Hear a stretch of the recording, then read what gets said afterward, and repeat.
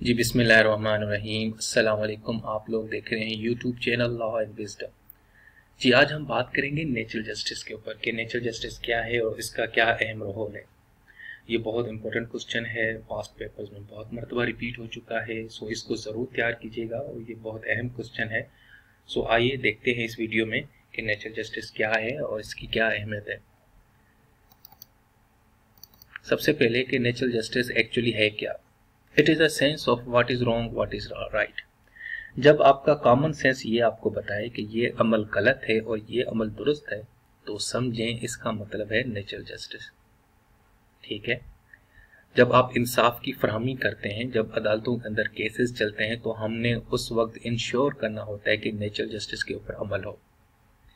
अब ये natural justice जो है ना, ये कोई कोडिफाई नहीं है, ये कोई कहीं पे रूल्स लिखे नहीं हुए step by step, one by one के ये करना है, फिर आपने ये करना है, ये करना नहीं। ये डिपेंड करता है सिचुएशन के ऊपर, केसेस के ऊपर। जब आपको लगे कि नहीं यार ये काम नहीं होना चाहिए, आपकी कॉमन सेंस आपको अपील करे, तो समझिए कि नेचुरल जस्टिस के ऊपर काम हो रहा है। मैं आपको दो एग्जांपल्स देता हूँ। एक जज साहब हैं, उनके बच्चे ने चोरी की है और उनका मुकदमा उनके पास आया है और उस बच्चे को सबने देखा भी है चोरी करते हुए, जुर्म करते हुए। तो क्या जज साहब को अपने बच्चे के खिलाफ केस या मुकदमा सुनना चाहिए? नहीं सुनना चाहिए, क्योंकि वो बायस्ड बन जाएंगे, उनका उनके साथ रिलेशनशिप है खून का। तो इसी तरीके से अगर एक शख्स है, उसके ऊपर इल्ज़ाम लगा है कि उसने मस्जिद के पंखे चोरी किए, लेकिन किसी ने उसको देखा नहीं है और आपने उसको जेल के अंदर डाल दिया, सजा दे दी 2 माह 3 माह की, तो क्या ये अमल भी दुरुस्त है? नहीं, क्योंकि आपने उसकी बात नहीं सुनी, उसको सफाई का मौका नहीं दिया, तो ये भी नेचुरल जस्टिस के खिलाफ है। यानी ये कॉमन सेंस है ना। तो आपने जब एक इंसाफ देना है किसी को, किसी के साथ कोई केस जब आप लड़ते हैं, मुकदमा, तो जज और वकील इन सबके ऊपर लाजिम होता है कि आपने नेचुरल जस्टिस को मलूज़ खातर रखना है। ठीक है। तो वैसे तो इसकी कोई फिक्स डेफिनेशन नहीं है, लेकिन जो अभी यहाँ पे स्लाइड पे मैंने जो दी हुई है डेफिनेशन, आप इसको इस्तेमाल कर सकते हैं। लेकिन अगर बिल्कुल आसान से आसान डेफिनेशन है कि वो यही हो सकती है कि natural justice is a sense of what is wrong and what is right. ठीक है, नेचुरल जस्टिस क्लियर हो गया। अब हम आगे इसकी देखते हैं, इसकी हिस्ट्री क्या है। देखें, नेचुरल जस्टिस जैसे मैंने बताया कि इसका ताल्लुक इंसान की फितरत से है, इंसान की जिबलत से है, और ये कोई आज का कॉन्सेप्ट नहीं है, ये बहुत पुराना कॉन्सेप्ट है। जितने भी रिलीजियस और फिलोसफिकल बिलीफ्स मौजूद हैं दुनिया में, जितने भी मज़ाहिब हैं, उनमें कहीं ना कहीं नेचुरल जस्टिस का जिक्र मौजूद है। रोमन एम्पायर्स के अंदर रोमन ज्यूरिस्ट इसको जस्ट नेचुरल कहते थे। इंग्लैंड में कॉमन लॉ के नाम से ये जाना जाता है। इसी तरीके से यूनाइटेड स्टेट्स में ड्यू प्रोसेस, यानी कहते हैं ना कि जी आपने जब इंसाफ करना है तो ड्यू प्रोसेस को अपनाना है। इसका मतलब क्या था? इसका मतलब ये है कि आपने सारी चीज़ों को ध्यान में रख के करना है और अपना सेंस इस्तेमाल करना है कि कहीं ऐसे ना हो कि गलत शख्स से आप काम करवा रहे हैं या नेचुरल जस्टिस के ऊपर इम्प्लीमेंट ना करें। इसी तरीके से इंडिया के अंदर इसको धर्मा बोलते हैं, और सिविल लॉ जो कंट्रीज हैं उसको वहाँ पे इसको प्रोपोर्शनलिटी लॉ भी बोलते हैं। तो ये एक्चुअली सारी की सारी इसकी हिस्ट्री है कि नेचुरल जस्टिस हमेशा से, जब से इंसान यानी कि इंसान का वजूद है, तब से ये नेचुरल जस्टिस का कॉन्सेप्ट बेरर चल रहा है। मुख्तलिफ मुल्कों के अंदर, मुख्तलिफ रीजन्स के अंदर मुख्तलिफ नाम से ये जाना जाता है, लेकिन ये मौजूद है। ठीक है। अब हम इसकी देखेंगे, इसका जो पर्पस क्या होता है। देखें, सबसे पहले पर्पस तो ये है कि जुडिशरी पे हमेशा आपका ना, यानी कि फैथ रहे, ईमान रहे कि हाँ जी अदालतें इंसाफ करती हैं, क्योंकि ये नेचुरल जस्टिस पे अमल करती हैं। इसके अलावा दूसरा इसका फ़ायदा ये होता है कि आपको पूरा मौका दिया जाता है सुनने का। अगर आपके कोई पर इल्ज़ाम है तो आपकी बात सुनी जाती है। दूसरा, कॉन्सेप्ट ऑफ फेयरनेस, यानी फेयरनेस दी जाती है आपको। ठीक है, आपके साथ फेयर किया जाता है, आपके साथ आपको पूरा एक इंसाफ दिया जाता है, मौका दिया जाता है। इसके अलावा अगर कहीं पे कोई कानून के अंदर कुछ चीज़ें मौजूद नहीं हैं, या कोई सकम्स हैं या लूप होल्स हैं या खामियां हैं, तो उसको दूर करने के लिए भी आप नेचुरल जस्टिस का इस्तेमाल कर सकते हैं। यानी आप अपना सेंस इस्तेमाल करें और नेचुरल जस्टिस को फॉलो करें कि यहाँ पे एक्चुअली क्या होना चाहिए था। इसके अलावा ये फंडामेंटल राइट्स जो इंसानों के जो बुनियादी हकूक होते हैं, ये उसको जो है ना प्रोटेक्ट करता है। इसके अलावा आपका जो कॉन्स्टिट्यूशन है, हमारा कॉन्स्टिट्यूशन है पाकिस्तान का, उसका ये अहम फीचर है। इसके अलावा no miscarriage of justice, यानी अगर इंसाफ जो है ना उसकी मिसकैरेज हो रहा है और वो गलत इंसाफ नहीं मिल रहा, किसी के साथ ज्यादती हो रही है, नाइंसाफ़ी हो रही होती है, तो वहाँ पे भी हम नेचुरल जस्टिस को इम्प्लीमेंट कर सकते हैं। बाज़ औक़ात कुछ ऐसे केसेस आते हैं जिसमें जिस इंसान के ऊपर इल्ज़ाम लगाया जाता है वो इंसान बेचारा मासूम और बेगुनाह होता है, लेकिन जो फैक्ट्स दिए जाते हैं, जो सबूत दिए जाते हैं, उससे तो यही लगता है कि इसी शख्स ने काम किया है। क्योंकि बाज़ औक़ात आपको पता है कि गलत शवाहिद भी पेश किए जाते हैं, गलत सबूत भी दिए जाते हैं, लोगों को ब्लैकमेल और प्रेशराइज करके फैसले दिए जाते हैं। तो जब इस तरह की सिचुएशन हो, जब हर चीज़ उसके खिलाफ जाए, तब आप नेचुरल जस्टिस को इम्प्लीमेंट कर सकते हैं। आप कह सकते नहीं यार इस शख्स का ट्रैक रिकॉर्ड बहुत अच्छा है और ये मासूम रहा, इसने कभी ऐसे जुर्म नहीं किया, और उस वक्त मतलब ये चीज़ें जहन में रख के आपने उसको ना नेचुरल जस्टिस का इस्तेमाल करके उसको फ़ायदा दे सकते हैं, और उससे जो आप नाइंसाफ़ी कर रहे हैं, जो ज़्यादती कर रहे हैं किसी के खिलाफ, वो रोक सकते हैं आप। ठीक है, चलें जी, अब हम आगे देखते हैं कि नेचुरल जस्टिस के कितने कंपोनेंट्स हैं या कौन से इसके प्रिंसिपल्स हैं या रूल्स हैं। जी देखें, बुनियादी तौर पे तो 2 हैं इसके प्रिंसिपल्स, लेकिन मैंने यहाँ पे 3 मेंशन किए हैं। सबसे पहले आता है नीमो जोडेक्स एंड कॉजा सुआ। ये लैटिन वर्ड है, इसका मतलब होता है रूल अगेंस्ट बायस। दूसरा है आर्टी अल्टरपर्टम, ये भी लैटिन वर्ड है, टर्मिनोलॉजी, इसका मतलब है रूल ऑफ फेयर हियरिंग। और उसके बाद आता है रीजन डिसीजन। सो बुनियादी तौर पे तो 2 हैं, नीमो जोडेक्स एंड कॉजा सुआ और आर्टी अल्टरपर्टम। सो हम इन दोनों को रीडिस्कस करते हैं। नीमो जोडेक्स एंड कॉजा सुआ, इसका मतलब क्या है? इसका मतलब ये है कि कोई भी इंसान अपने केस का जज नहीं हो सकता जिसमें उसकी दिलचस्पी हो, जिसमें उसका इंटरेस्ट हो।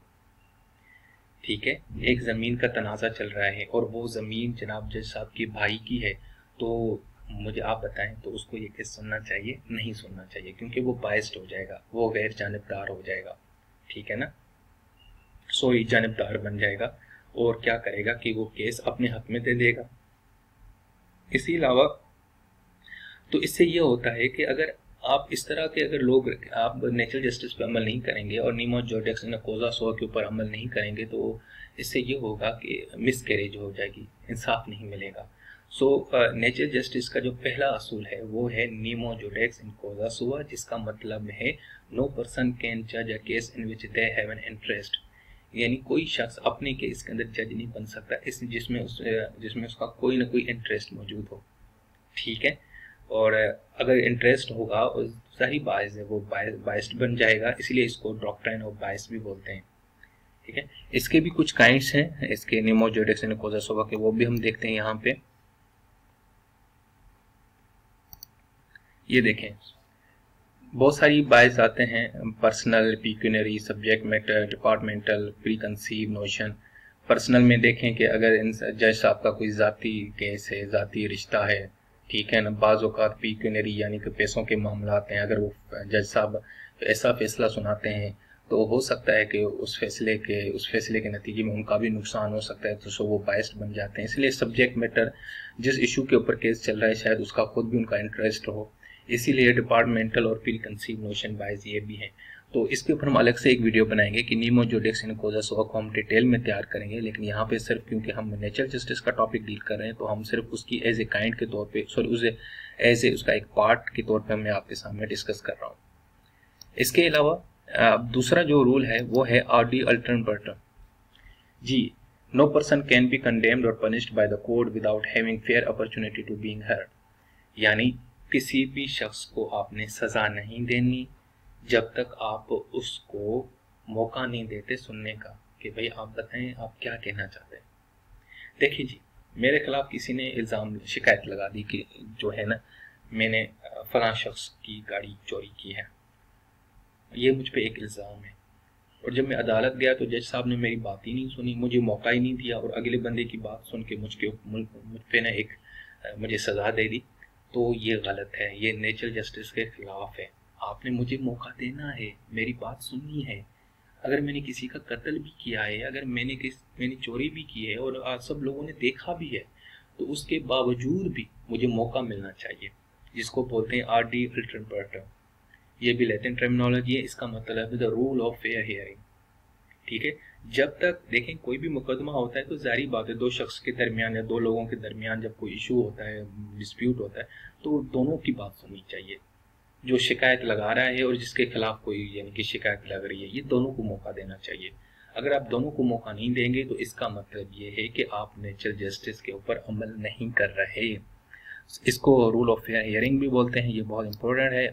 तो इसके भी कुछ कंपोनेंट होते हैं। सबसे पहले आपने नोटिस देना होता है उस शख्स को, उसकी बात सुननी देनी होती है, फिर एविडेंस देखने हैं, फिर क्रॉस एग्जामिनेशन भी करने हैं, और साथ में आपको उस शख्स को यानी दोनों पार्टीज को ये भी मौका देना है कि आप अपनी लीगल रिप्रेजेंटेशन करें।